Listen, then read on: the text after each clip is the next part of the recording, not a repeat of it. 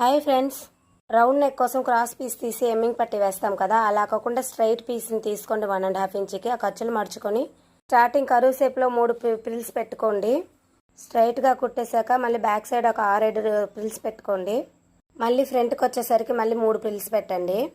ఇలా పెడితే round shape అనేది బాగా నీట్గా ఉంటుంది.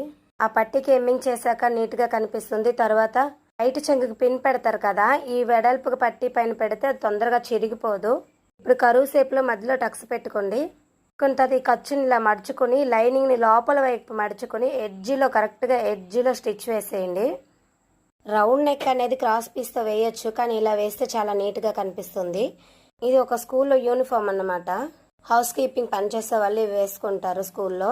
పెద్ద స్కూల్లో పనిచేస్తున్నారు కదా, బ్లౌజ్ చాలా నీట్గా కనిపిస్తుందని నేను ఇలా చేశాను. వాళ్ళు ఇచ్చే బ్లౌజ్కి మాత్రం నార్మల్ పట్టియే ఉంది. చూడండి ఎంత నీట్గా వచ్చిందో. కొంచెం లేట్ అయినా పర్లేదు, నేను మాత్రం ఫినిషింగ్ బాగుండడానికే చూస్తాను. వీడియో నచ్చితే లైక్ చేయండి.